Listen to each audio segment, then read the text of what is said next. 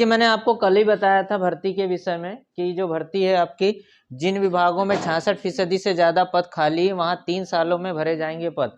ये आदेश जो जारी कर दिया ये कल ही बताया था मैंने, 1-2 दिन पहले ही जारी कर दिया इसने, है ना, परसों जारी किया है इसका। और इसका देखिएगा आज एक भर्ती और नोटिफिकेशन जारी कर दिया मध्य प्रदेश गवर्नमेंट ने। अब वो कौन सी भर्ती है इसी को मैं आपको बता रहा हूँ। तो बहुत अच्छी भर्ती आ गई है, इसके लिए अब आप ज़बरदस्त तरीके से तैयारी चालू कर दो। और ठीक है, वैसे ही आपकी बहुत सारे सामने भर्तियां दिख रही है और एक भर्ती और नोटिफिकेशन जारी कर दिया मध्य प्रदेश सरकार ने। तो वो कौन सी भर्ती है इसको आज बता दे रहा हूँ, और आज ही अभी आया है बिल्कुल, है ना।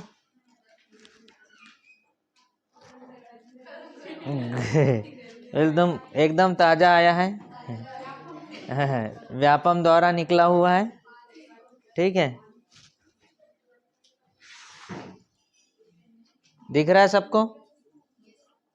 देखिए समूह 2 उप समूह 4 सहायक सब परीक्षक सहायक जन संपर्क अधिकारी सहायक नगर निरीक्षक सहायक राजस्व अधिकारी सहायक अग्निशामक अधिकारी एवं समस्त पदों पर सीधी एवं बैकलॉग भर्ती है। मतलब सीधे भी भर्ती होगी और बैकलॉग भर्तियों को भी, दोनों को एक साथ लेने वाला है इसमें, है ना। इसके साथ साथ भू अभिलेख राजस्व विभाग के अंतर्गत पटवारी पद हेतु, ये पटवारी के लिए बहुत ज़्यादा ध्यान रखते हैं, पटवारी पटवारी पटवारी, समझे हैं।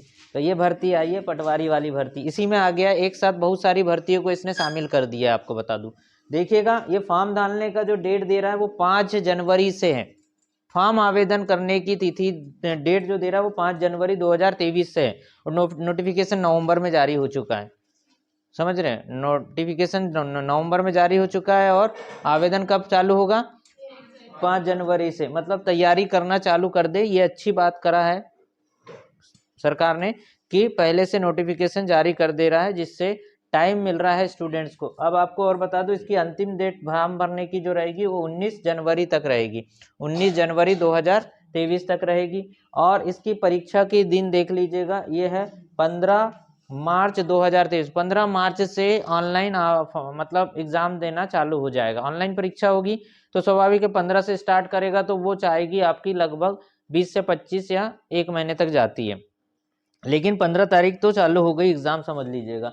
आगे पीछे हो सकती है डेट के बारे में, एग्जाम के विषय में बता दूं, लेकिन फॉर्म के जो नोटिफिकेशन जारी हुआ है वो फॉर्म डालना चालू हो जाएगा। क्योंकि इससे पहले मैंने जो बीएससी वाले जो बहुत सारे बताया था कि चालू होने वाली करके, तो वो कल से चालू भी हो गई और फॉर्म डालना चालू भी हो गए हैं स्टूडेंट्स के, ठीक है। तो ये तो नोटिफिकेशन हो गया किस चीज़ का, तो बहुत सारे बच्चे जो हैं, बहुत सारे स्टूडेंट्स हैं जो पटवारी इन सब चीज़ों की तैयारी में लगे हुए हैं। आप लोग भी सब तैयारियों में लगे हुए हो परीक्षा के लिए, तो ये सब चीज़ें देख लीजिए। इसके साथ साथ जो फीस स्ट्रक्चर है, तो फीस स्ट्रक्चर तो सब में कॉमन रहता है, सेम वैसे ही फीस स्ट्रक्चर रहता है, लेकिन इस बार क्या किया है, सभी को एक साथ डाल दिया है। नहीं तो पहले क्या होता था, जो पटवारी की भर्ती के लिए अलग से आवेदन करो, इनके लिए फिर अलग से आवेदन करवाता था, तो अलग अलग में। इस बार एक ही फीस में आपको सभी में एक साथ कर दिया है, ताकि आप एक एग्जाम दें और उस हिसाब से मेरिट लिस्ट तैयार हो जाए। तो ये अच्छा हुआ इससे।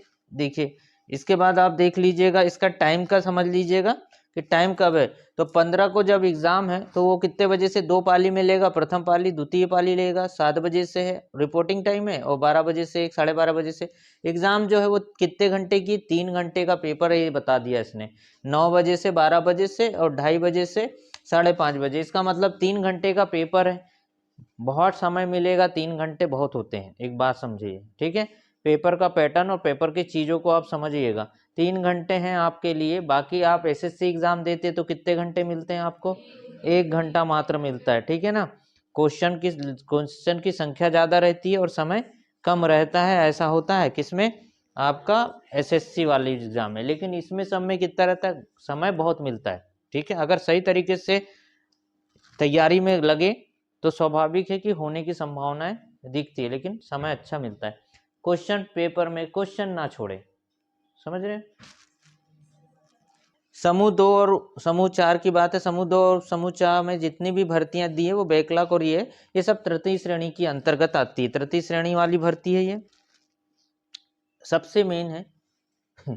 पढ़ना क्या है, समझ रहे हो, ये मेन चीज है ना भाई। किसी भी एग्जाम के लिए हमको सिलेबस का पता होना जरूरी है, उसी दिशा पर तो हम काम करेंगे ना। जितनी एग्जाम में सिलेबस तो वही रहेगा, लगभग थोड़ा बहुत अंतर आता है। बाकी पढ़ना तो जैसे मैथ्स पूरा तो पढ़ना पड़ेगा, वो मैथ्स पूरी पढ़े तो सब में काम आना है, रीजनिंग पढ़े तो पूरे में काम आना है, आएगी कि नहीं, जीएस जीके सब में काम आना है, वही काम आना है ना। तो यहाँ पर भी क्या बोला है देखिएगा, समूह 2 उप समूह 4 ये दोनों के लिए जो है प्रश्न पत्र की कुल संख्या मतलब एक ही होगा और कुल अंक कितने होंगे, 200 नंबर का पेपर होने वाला है। और इस 200 नंबर के पेपर में देखिएगा आपको क्या बोला है, अ और ब करके दिया है, इसमें दिया है सामान्य विज्ञान मतलब साइंस, सामान्य हिंदी जनरल हिंदी, सामान्य अंग्रेजी जनरल अंग्रेजी और सामान्य गणित। ये सामान्य बोलता है पर होता नहीं है सामान्य, ठीक है, ये असामान्य टाइप के क्वेश्चन करता है, अंदर से पूछता है बिल्कुल, और स्टूडेंट जो है वो पढ़ा हुआ रहता है तो बना लेता है, वरना उसके लिए सब कुछ सामान्य से रहता है, जो नहीं पढ़ता उसके लिए सब सामान्य है, ठीक है। 100 नंबर का पेपर है ये, अंक जो मिलेंगे 100 नंबर के अंक की बात कर रहा है। इसके बाद ब है सामान्य ज्ञान एवं अभिरुचि, इसका मतलब समझ रहे हैं आप, सामान्य ज्ञान एवं अभिरुचि का मतलब रीजनिंग वाला है, सामान्य कंप्यूटर ज्ञान, सामान्य तार्किक योग्यता और सामान्य प्रबंधन। ये दिख रहा है आपको, पूरा चीजें समझ में आ रहा है। इसमें मतलब कहने का मतलब रीजनिंग मिलेगा, कंप्यूटर मिलेगा और मैनेजमेंट वाले जो है सवाल इसमें आएंगे, ठीक है। इसमें गणित पूछा जा रहा है, अंग्रेजी पूछ रहा है, हिंदी पूछ रहा है और साइंस पूछ रहा है। इतना ये सिलेबस है जिसको आपको दिया गया है। दिख रहा है सिलेबस स्टूडेंट, ऑनलाइन परीक्षा पद्धति के लिए ऑनलाइन ही परीक्षा होने वाली है, ठीक है। समूह 2 उप समूह 4 दिख रहा है आपको, दोनों के लिए बोला है इसने। देखिए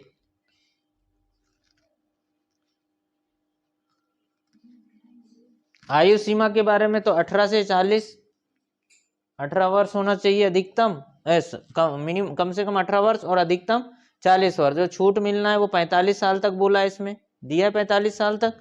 इसका मतलब यह है कि जैसे अनुसूचित जाति, अनुसूचित जनजाति, अन्य पिछड़ा वर्ग और जो दूसरे लोग कैटेगरी में आते हैं उनकी कितनी उम्र बोला है इसने, 45 साल। मतलब 45 साल तक की उम्र तक आप जो है जॉब के लिए आवेदन कर सकते हैं, फॉर्म डाल सकते हो, लेकिन 18 कम से कम होना चाहिए। तो आकाश वेट करें, है ना। आकाश को बड़ा वो आ रहा होगा एकदम, मतलब तुम लोग भी वही में हो ना कौन कौन है उस कैटेगरी में आने वाले जो 18 से कम है, जो कॉलेज पहुंच गए 18 से पहले ही।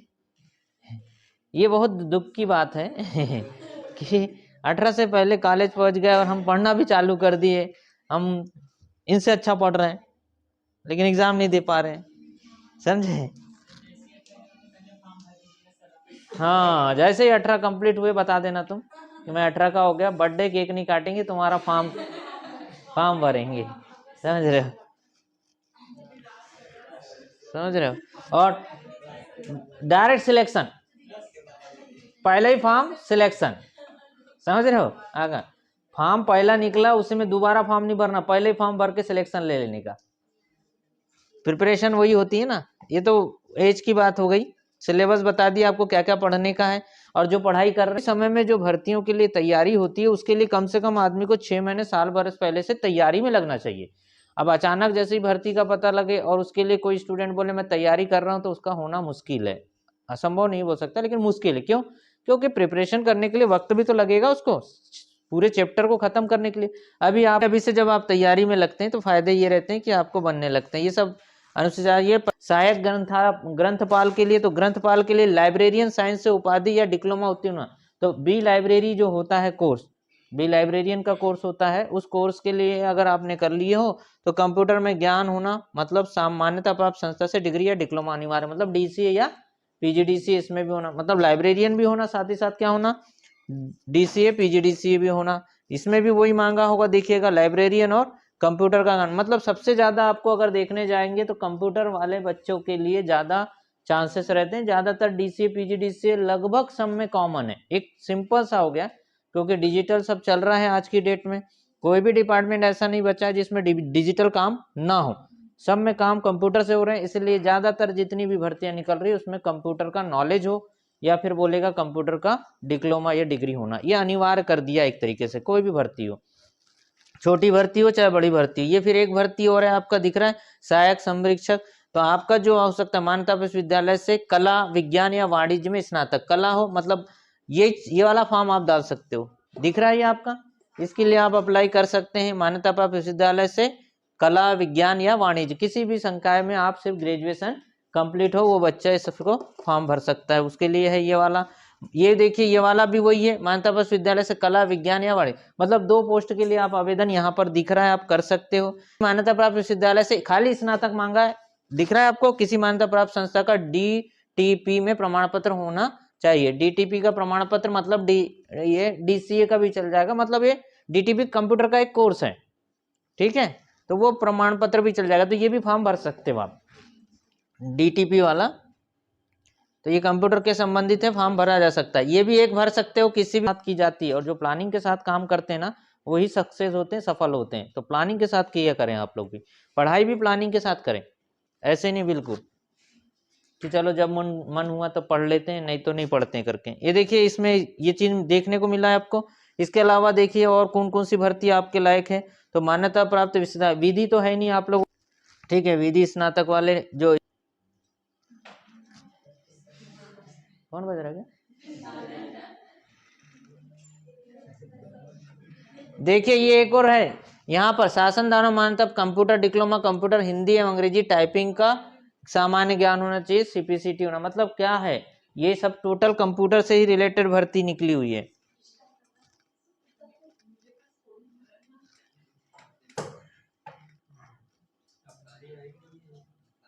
लेखाकार के लिए भी आई है आपका, वाणिज्य में होना चाहिए लेखाकार। सामाजिक कार्यकर्ता के लिए भी आई होगी, सामाजिक कार्यकर्ता। समाजकार मतलब होता है MSW। यहाँ पर भी देखिए मान्यता विश्वविद्यालय से स्नातक डिग्री होना चाहिए। समाजकार मतलब होता है MSW और BSW जो होता है, बैचलर ऑफ सोशल वर्क और मास्टर ऑफ सोशल वर्क, इसमें भी निकलती है भर्ती, और इसके भी कोर्सेस होते हैं, समझ रहे हैं, इसका भी कोर्स होता है। लाइब्रेरियन का भी कोर्स होता है, लेकिन लाइब्रेरियन का कोर्स कब करता है, जब ग्रेजुएशन हो जाता है वो बच्चा लाइब्रेरियन का कोर्स। लाइब्रेरियन के कोर्स से फायदे क्या है, तो आप लाइब्रेरियन कोर्स से आप एक तो कॉलेज में आप जॉब कर सकते हैं, कॉलेज में भी आपकी भर्ती हो सकती है। लाइब्रेरियन के कोर्स से आप कहाँ जा सकते हो, तो आपको बता दूं स्कूलों में भर्ती हो रही है, और लाइब्रेरियन की जो अभी पोस्ट निकली है इसमें भी आप भर्ती में आवेदन कर सकते हो। साथ ही साथ केंद्रीय विद्यालय और एकलव्य विद्यालय, और इसके अलावा आपका जो है सेंट्रल स्कूल जो है, ये जो है नवोदय है, इन सभी जगह पर आपकी भर्ती के लिए आप क्वालिफाइड हो जाते हो जब आप बी लाइब्रेरियन का कोर्स कैसा होता है, तो ये कोर्स ऐसा है जहाँ पर आपको ज़्यादा कुछ करना नहीं पड़ता है, आपको वहाँ पर बैठ के लोगों को किताबें देनी रहती है ना, कुछ काम ही नहीं रहता, किताबों के बीच में बैठो, किताबों को पढ़ो, किताबों को दो, समझ रहे हो, बस बेच नहीं सकते नहीं तो वहीं पे बेचना चालू कर दो तुम, समझे, वो वाला काम नहीं है। बहुत अच्छी और बहुत आरामदायक काम है। अगर आपको कोई सबसे, अगर वो जॉब अगर किसी को लग गई तो बहुत अच्छी, मतलब आराम कैसी, एक तो पढ़ने वाले हैं जो शौक, उनका वहीं पे पढ़ाई करके शौक पूरा हो जाता है, क्लियर है। इसके साथ साथ आपका पढ़ाई का शौक तो हुआ, साथ ही साथ क्या हुआ आपका, एक तो शौक भी पूरा हो गया पढ़ाई का, और दूसरा क्या हो गया आपका कि आपकी नौकरी भी है, तो आप और ज़्यादा उसके लिए आप ट्राई कर सकते हो दूसरे और चीज़ों के लिए, ठीक है।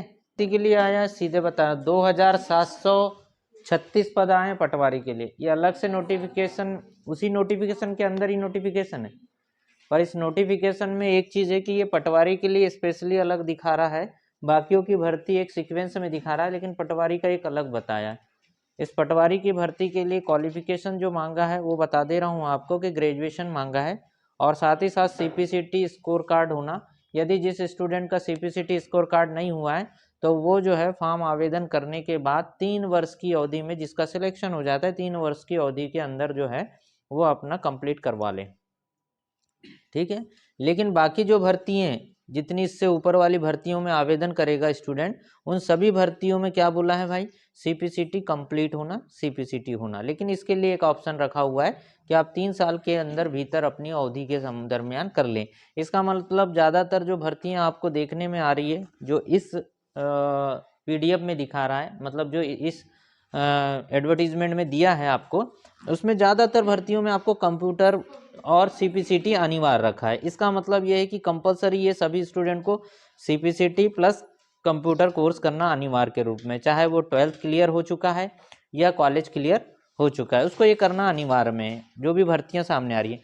तो लगभग काफ़ी स्टूडेंट्स का तो आपका DCA हो या PGDCA तो कंप्लीट ही रहता है, लगभग काफ़ी स्टूडेंट करते ही हैं। फिर भी जो नहीं करते उन लोगों को कर लेना चाहिए। इसके अलावा ये जो चीज़ें हैं, अभी जो भर्तियों की बात करें तो पटवारी की भर्ती में जो आया है, ये पटवारी की भर्ती काफ़ी समय तक से लोग देख रहे हैं, इंतजार कर रहे हैं, लगभग 4-5 साल हो गया। 2017-18 तरफ में आई थी भर्ती, उसके बाद से भर्ती का पता नहीं है पटवारी वाला जो है। तो अभी जो भर्ती 5 साल बाद आ गई, 4-5 साल बाद पटवारी के इंतजार खत्म हुआ है और ये आया है एक तरीके से। तो इसमें भी अच्छी भर्ती है, 2736 भर्ती आई है, 2000 से ऊपर भर्ती है इसमें भी। तो इसमें भी आपको जो क्वालिफिकेशन के हिसाब से मैंने आपको बताया कि क्या सिलेबस है, तो सिलेबस आपको पहले ही बता दिया कि क्या क्या सिलेबस दिया गया है इस पटवारी की भर्ती के लिए। तो वो पटवारी के लिए वही है, रीजनिंग है, मैथ्स है, GK है, GS है, वही पढ़ना है भाई। ठीक है, सामान्य चीजों को पढ़ना है जो आप हर एग्जाम की तैयारी में करते हैं ना, वही पढ़ना है, कोई अलग से नहीं।